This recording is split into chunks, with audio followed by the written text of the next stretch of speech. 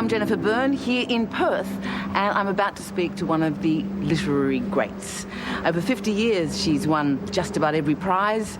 She's written in just about every form, but it's for her novels that Margaret Atwood is best known. The Handmaid's Tale, The Blind Assassin, Oryx and Crake. I'm sure we all have our favourites. But let's go and meet the author, Canada's finest, Margaret Atwood.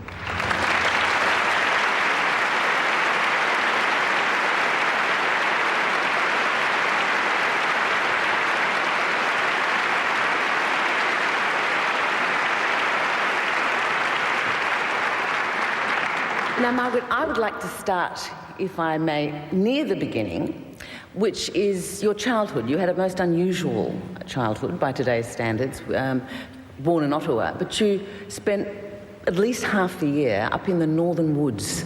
I was born in 1939 in November, which puts it 2 months after the beginning of World War II.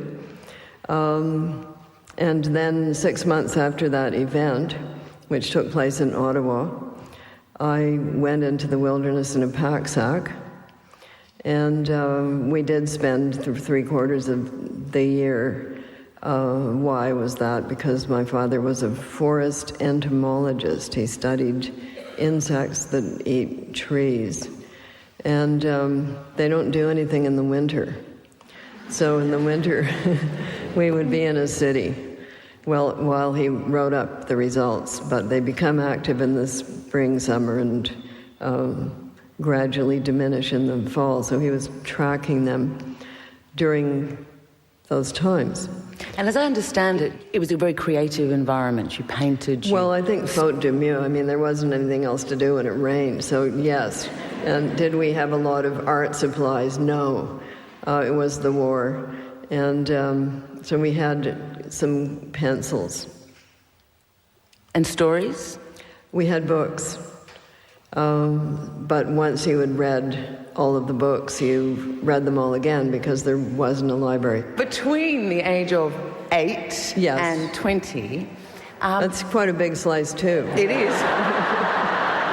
So I got taller, but not a lot.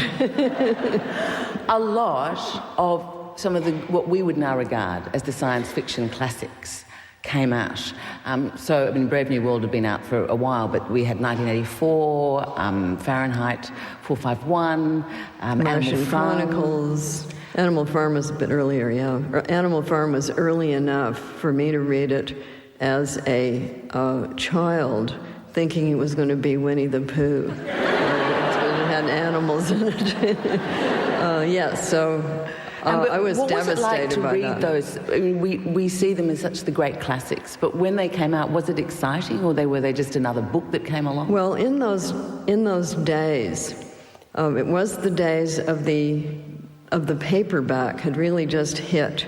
So one of the first disintermediators was the arrival of the paperback book.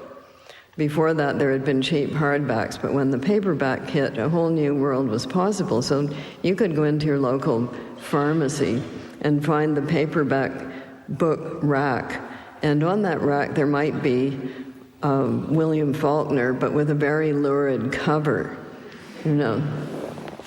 That's the Sanctuary. So good one. Well, and people were thereby exposed to a lot of classics, but they didn't know that they were classics because they had these really cheesy covers on them. And my first copy of 1984 had such a cover, so I thought, oh, good, here's a cheesy book, because of course teenagers do like to read those. You find out about life by reading Peyton Place on the roof of the garage where nobody will see you doing it. And a great shocker it was. I found out about varicose veins through Peyton. What are these? And other adult things. So you read a lot of, I read just anything that there was. Yes. So a wide range of book experiences thanks to those lurid covers. But there wasn't any sense in 1984, this is hugely important, or Fahrenheit 451. I mean, it didn't scream at you, this is going to be a great sci-fi. Kids don't think that way. You know, it was like Donovan's brain. You don't know about Donovan's brain, do you? I don't know about Donovan's brain. Okay, so when you're reading things that are just coming out, you have no idea what's going to be a classic. You're reading whatever there is. Donovan's brain is one in which Donovan's brain survives an airplane crash and gets put into a fish tank by some scientists who think that if they feed it brain food, they will get the super brain that will solve the problems of the universe. But Donovan had been a stock manipulator in life, and he didn't know he was dead, being just a brain. You know, you wouldn't, would you? No. So he just wanted to keep on manipulating the stocks and taking over the world. But unfortunately, due to the brain food, he developed the powers of an electric eel, so that anybody who tried to pull out the plug on his fish tank, once they realized what he was up to, he would electrocute them with his brain. I am amazed that did not go down in the pantheon of great books from that era, but... You can find it online with full description. And it is the only novel of that kind. In fact, it's the only novel of that kind, but it's the only novel of that kind in which the problem is solved through French poetry. Because Donovan doesn't know French. And so the person manages to recite to himself a French poem while sneaking up on the electric plug. And Donovan doesn't realize what is about to happen until that plug is removed from the wall. And come on, we're all with you now. Yes. Well, our hero does get electrocuted, but he has sacrificed himself in a good cause, because that's the end of Donovan taking over the world. Thank you. I think, yes. Remember what I said about one of the giants of modern literature? Yeah, so 1984 was, of course, a vastly superior literary production. But to an adolescent reader of, say, 14, they were much the same. And that's how come. I mean, Stephen King has caused many an adolescent boy to become literate, because they don't actually want to read Madame Bovary at that age. But they can sneak into it through reading Stephen King at that age, if you see what I mean. Can I jump forward to 1985, which is the date The Handmaid's Tale? Yes, I cornily started writing it in 1984. I can't believe I'm doing this, but I did. You had 5 novels published already. They were contemporary, and all of a sudden came The Handmaid's Tale. I was interested at the time. Was that a big decision? Did the publishers have any say of it? Did they say? Are you joking? No, I never. I never tell them what I'm going to do, because they would tell me not to do it. That's what I was getting at. Would they have told you not to do it? Oh, yes, they would certainly have told me not to do it, because it would have been too weird for them. So the best thing is not to tell them and just spring it on them. And so when you said of it that it gave you a strange feeling to write The Handmaid's Tale like sliding on a river of ice, what did that mean? Sliding on thin ice, yes. Well, it was a bit chancy, don't you think? It's hard to imagine now, because of course it's become a classic of its own. But yes, I would think that for someone who hadn't been in those waters before, it would be quite scary. Well, the subject matter was controversial. Yes, it was a risky thing to do, but usually I've got about 3 possible things that I might be writing, and being a lazy person, I start writing the less risky one, and then I think this is dead boring. And then I migrate into the riskier one, and that seems to be a repeating pattern, so you never actually get to see the ones that I might have written otherwise at the time. Really? Well, because I don't finish them.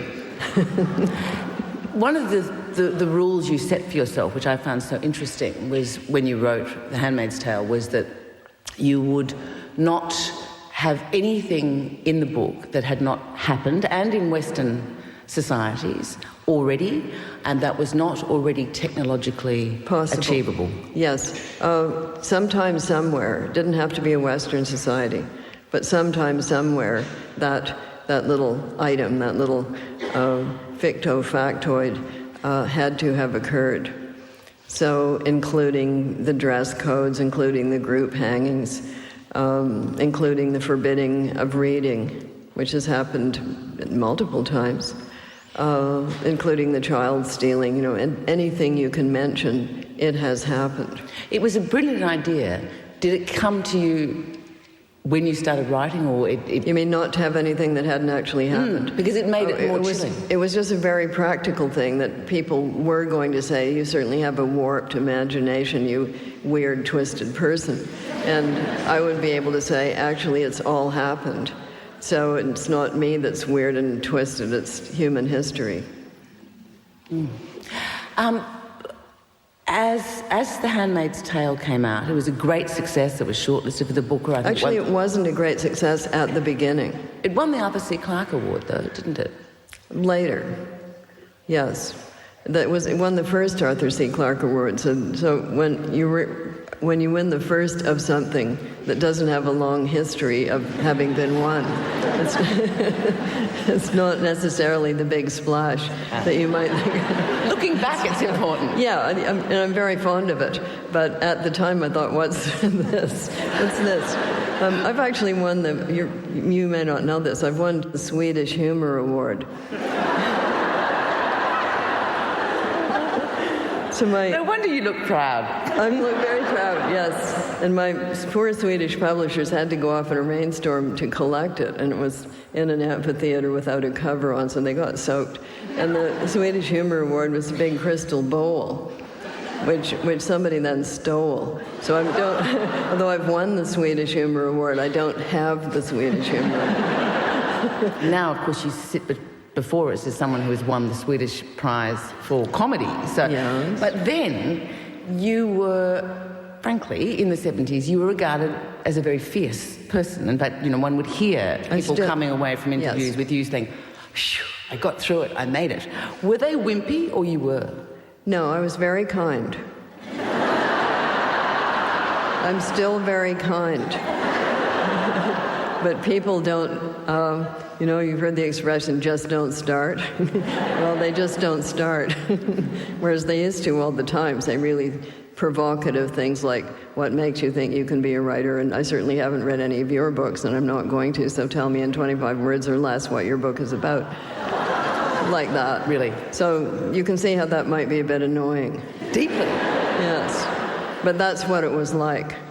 So would you have sat still for that either?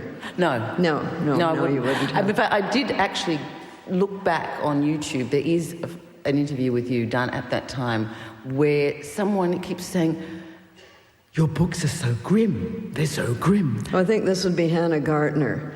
Yes. They never actually broadcast that at the time because it was so awful. It was bad. But they've put it up now because now we're in the digital age and people are combing through their archives to get every ludicrous and weird thing that they can just to put up and get an audience. So yes, that's up there, and I bet she's sorry now.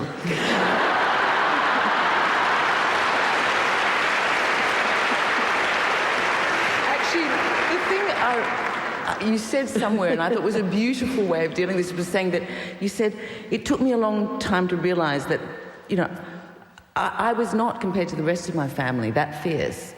But that being the youngest in a family of dragons, you're still a dragon from the point of view of those who find dragons frightening. That's true. Is that right? Yes, but remember when I first... I published The Edible Woman in 1969. Having written it in 1964, mind you, the publisher then lost the manuscript, but that wasn't my fault. For 5 years? Well, it was Canada, and it was... I didn't know any better. Wouldn't happen in America. Well, it probably wouldn't happen now because now there's the internet. You would send the person a lot of emails saying, where's my manuscript? But I didn't know what was supposed to happen. I didn't have an agent. Canadians didn't have agents then. And I just thought it was taking a long time. It was taking a long time. But it meant that it came out right at the peak of the early women's movement. installment 2 to distinguish it from installment 1, Suffragettes. And people therefore thought that it had come out of that movement, whereas in fact it was pre that movement. But I did get a lot of questions like, do men like you, and things like that. You were embraced lovingly by the feminists, and you didn't really want to be any woman who had ever written a book that wasn't about cooking was embraced by the feminists at that time, because because there was a shortage of things to embrace. So yes, and thank you very much. I was happy to be embraced. So I was, on the one hand, embraced in that way, and on the other hand, by people who hadn't heard yet that there was a feminist movement. They wrote reviews saying, well, this is an immature book, but she'll become more mature later.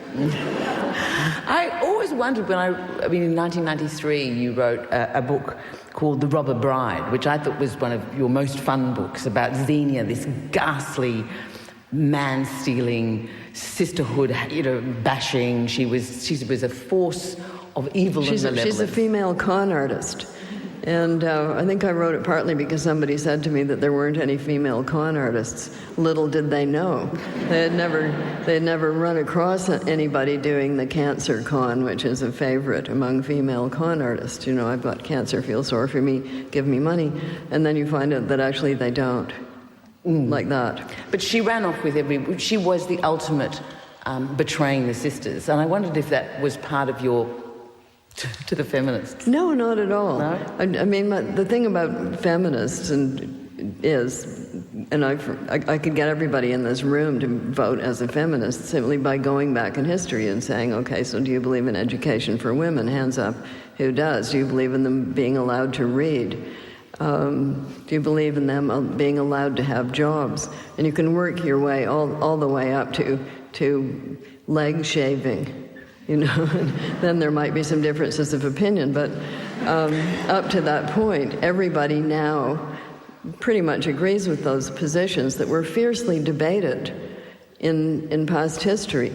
So my position is that women are human beings, but that means that, like other human beings, those other human beings, them. The ones with the other those ones, yes. They come in all shapes and sizes and degrees of moral probity. So just because you're a woman doesn't mean that you're nicer, better, sweeter, kinder, or any of those things. In fact, I remember Doris Lessing, who, of course, wrote one of the seminal texts of feminism, who I interviewed a few years ago. And she wouldn't like you the feminists wouldn't like you calling it a seminal text.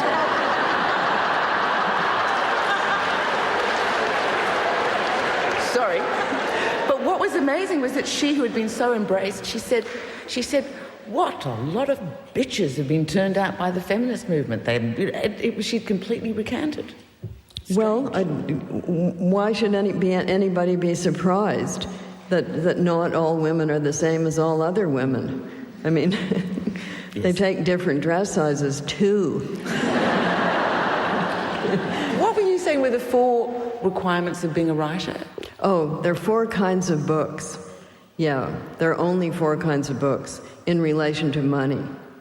Okay, good books that make money, bad books that make money, good books that don't make money, and bad books that don't make money. And of those 4, you can live with 3 of them.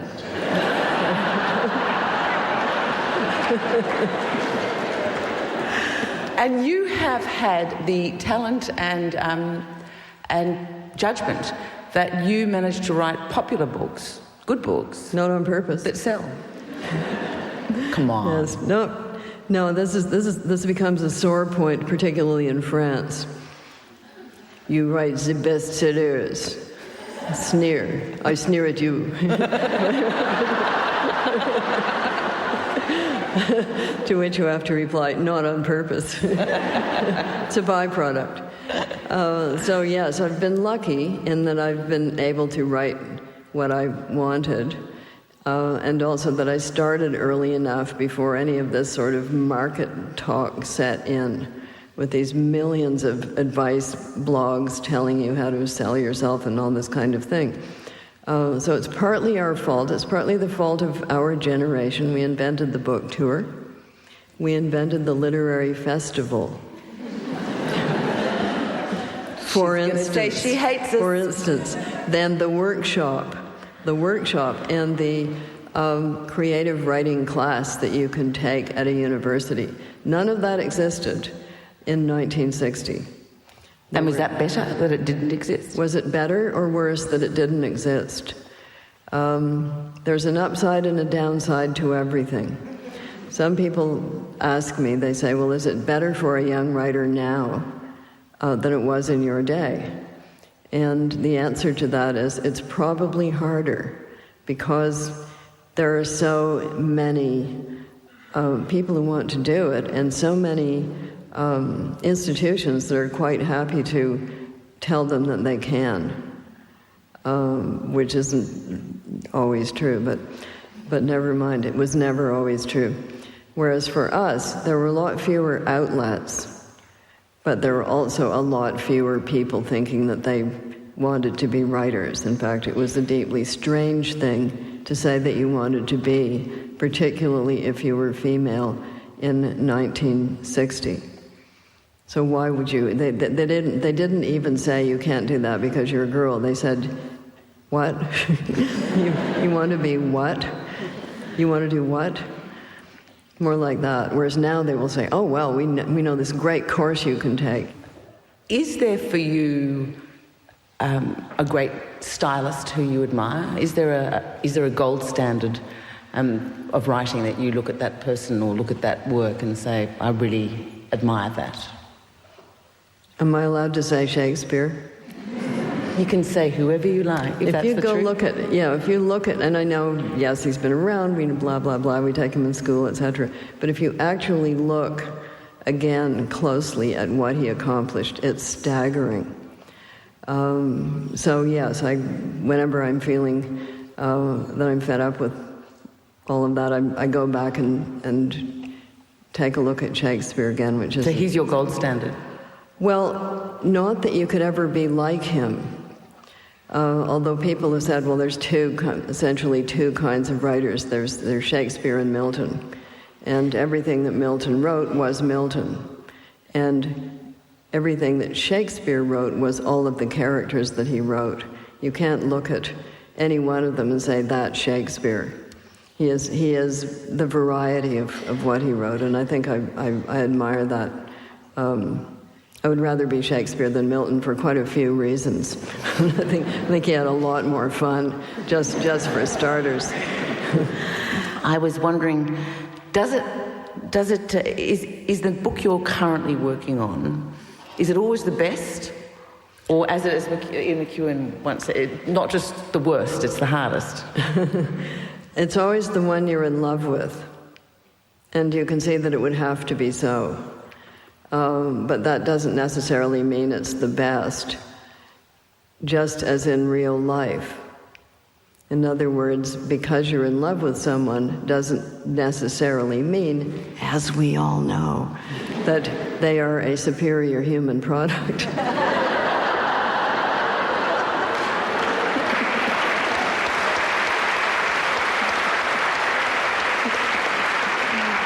They just happen to be who you're in love with right then. So, of course, you think they're wonderful. And sometimes you're right. And sometimes you're not right. And so you serially fall in love with your books? You have to, because otherwise, why would you bother? Why would you bother spending time with this entity if you weren't in love with them? And is it still really hard work? It's work in that you have to put in the time. But if you're not also enjoying it, I mean, I think we have this idea about the word work, that there's work and there's play. And writing, I think, has to be both. So we need another word for that. Let's make one up. Craft? No, I think we need to combine work and play, so plurk. Unless it's unless it's on some level deeply involving and enjoyable, why would you do it? And I know we have a lot of I suffer so much, and that's true too. But overall, it has to be something that's involving you and holding your attention at a very deep level, or else why would you do it unless you just are churning it out? For instance, Winston Smith's job in 1984 is in the cheap fiction machine of that world, and they're just churning them out. They're a product. So if all you want to do is write a product, you can get a handbook about how to do that. First kiss on page 62, etc. But even that, I think you have to have a feel for it, or you're not going to be very good at it. And writing Harlequins, Mills and Boons, those are the ones with the handbook. Margaret Atwood, it's been a great pleasure to talk to you about your life and plurk. Thank you very much.